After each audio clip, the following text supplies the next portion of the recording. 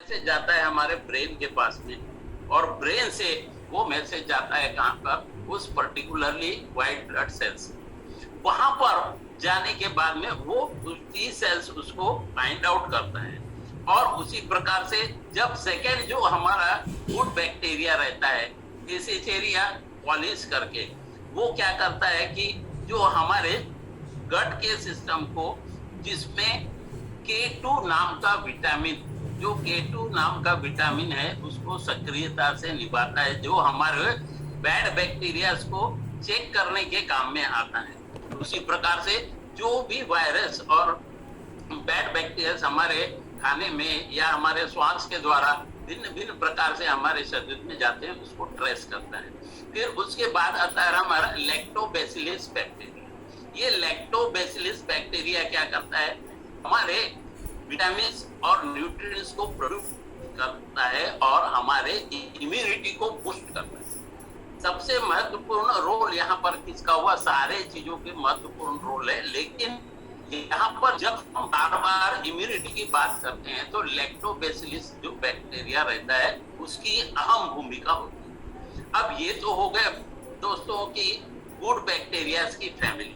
अब इनके साथ में बैड बैक्टीरियाज भी रहते हैं, और बैड बैक्टीरियाज क्या करते हैं कि इनकी उत्पत्ति करते हैं। जैसे सी जुने सी कॉलिस करके रहता है, वो स्ट्रेन को क्या करते हैं, मिलाते हैं अपने आप में, और डिसीजेस जो डिसीजेस है उनकी उत्पत्ति करना शुरू करते हैं, यानी बीमारियों की उत्पत्ति करना शुरू करते हैं। उसी प्रकार से जो हमारा कभी कभी जो सेकेंड जो हम देखते हैं कि एंटर जो बैक्टीरिया रहते हैं वो पोस्ट जो रहता है, पोस्ट यानी ऑपरेशन उसके समय में ये एक्टिव होते हैं। उसी प्रकार से जो हार्मफुल बैक्टीरिया यहाँ पे है, क्लोस्ट्रीडियम डिफिसाइल्स, ये बैक्टीरिया है, ये बहुत ही बैड बैक्टीरिया है, ये बहुत ही हार्मफुल होते हैं, जो हमको एंटीबायोटिक के प्रकार में यहाँ पर कई बार हम कहते हैं ना कि ज्यादा एंटीबायोटिक नहीं लेना चाहिए,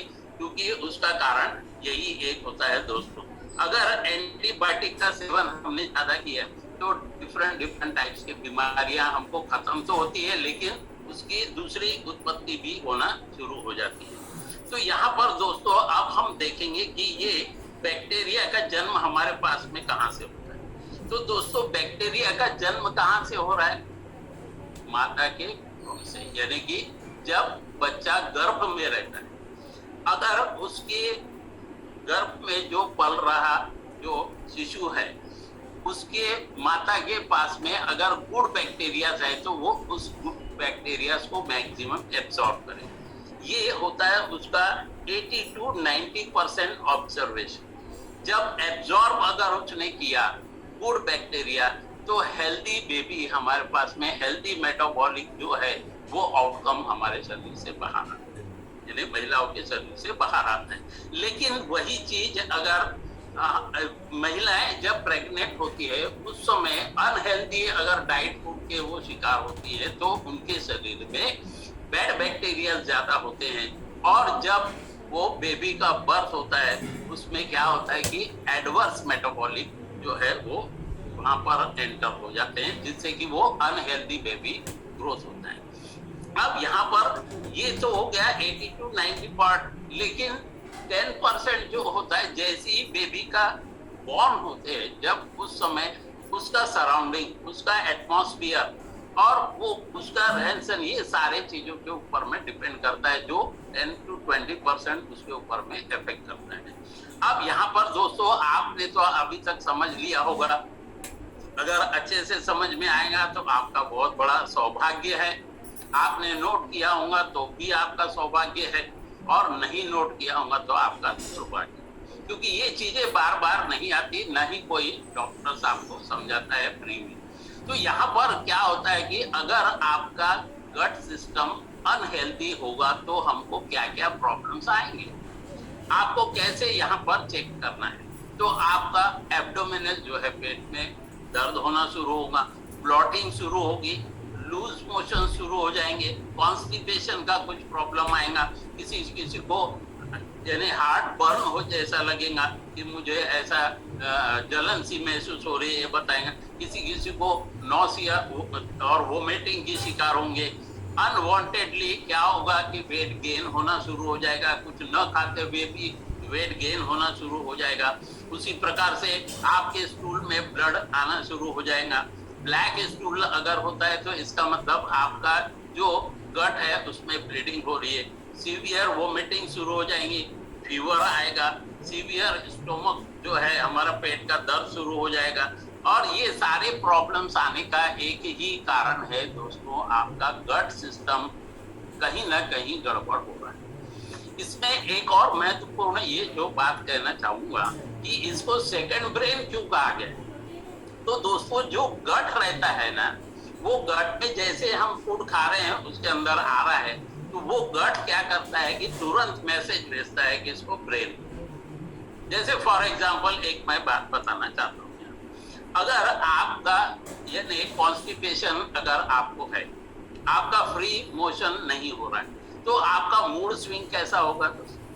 डेफिनेटली आपका मूड स्विंग जो है वो डिस्टर्ब रहेगा, आपको किसी काम में मन नहीं लगेगा, आप बहुत ही लिथार्जी आलसीपना महसूस होगा। ये क्यों हो रहा है, क्योंकि आपको कॉन्स्टिपेशन क्यों आया, क्योंकि आपका गट सिस्टम जो है वो डिस्टर्ब हो गया है। और वो डिस्टर्ब होने के बाद में उसने जो अपना मैसेज है ब्रेन को भेज दिया। अब बोला भाई मैं तो थक गया, अब तुम देखो तुम्हारे को क्या करना है। तो ब्रेन क्या करता है, हमारा जो ब्रेन है वो इस प्रकार के स्ट्रेस से, अनवांटेड चीजों से ये हमारे को ग्रसित होता है। लिथार्जीपना, आलसीपना, मन नहीं लगना, अपचन टाइप का, यानी इस प्रकार के सारे चीजों की सिम्टम्स जो है वो क्रिएट करता है। तो इसमें पहला जो साइन होता है जो दोस्तों, वो हमारा क्या रहता है कि गैस ब्लोटिंग और कॉन्स्टिपेशन, अगर गट सिस्टम हमारा प्रॉब्लम में आया तो। दूसरा आता है हमारा स्ट्रेस और डिप्रेशन, एंजाइटी रहता है, क्योंकि हमारा ब्रेन को उसने मैसेज दे चुका है। तीसरा स्किन के प्रॉब्लम्स आते हैं, सोरायसिस हो गया है, एक्जिमा हो गया, ये सारे एक्ने हो गया, ये सारे प्रॉब्लम्स गट से रिलेटेड है। उसी प्रकार से हमारे शरीर में विटामिन मिनरल की डिफिशियंसी हो जाती है। क्यों, क्योंकि वो गट सिस्टम ने वर्किंग बंद कर दिया, तो आप जो खा रहे हो उसमें से विटामिन प्रोटीन्स कहाँ से आएगा। तो ये सारे प्रॉब्लम्स आने शुरू हो जाते हैं। उसी प्रकार से आपका वेट गेन होना शुरू होगा, ज्वाइंट पेन शुरू हो जाएंगे, और अन्य कई प्रकार की बीमारियों का आपको सामना करना पड़ सकता है। अब हेल्दी गट क्या करता है दोस्तों, हेल्दी गट आपके ब्रेन को स्वस्थ रखता है, इमीडिएट आपको उसका इंट्यूशन मिलता है।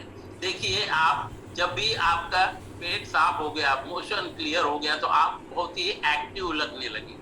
उसी प्रकार से आपकी जो हार्ट बीट है वो भी प्रॉपर वर्किंग करना शुरू करेगी, आपकी इम्यून सिस्टम अच्छा रहेगा, तो आप बीमार नहीं पड़ेंगे, स्किन के प्रॉब्लम्स नहीं आएंगे। आपका जो वेट लॉस वेट गेन के प्रोग्राम में अगर आप आए तो वो सुचारू रूप से चल सकेगा। हार्मोन्स की जो रहता है लेवल वो भी बैलेंस करता है।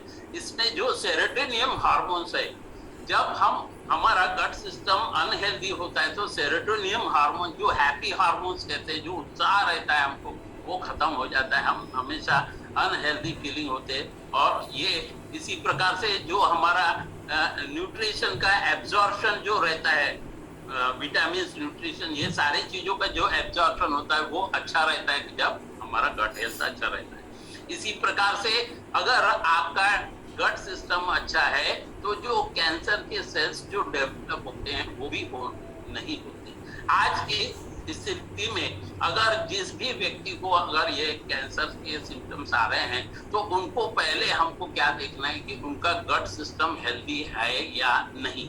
अगर डेफिनेटली उनका गट सिस्टम हेल्दी नहीं है तो वो इन बीमारियों के शिकार हो सकते हैं। उसी प्रकार से जब हमारा गट सिस्टम अगर अच्छा रहता है तो हमारा मूड अच्छा रहता है, हमारे हार्मोन्स बैलेंस होते हैं और हमारे को इन्फ्लेमेशन जो पेन वगैरह रहता है वो कम होता है, हमारा इम्यून सिस्टम स्ट्रांग होता है, हमको अच्छी एनर्जी मिलती है और हमको फूड सेंसिटिविटी यानी टेस्ट और स्मेल ये सारी चीजें जो है हमको अच्छे प्रकार से हम उसको ग्रहण कर सकते हैं या ऑब्जर्व कर सकते हैं।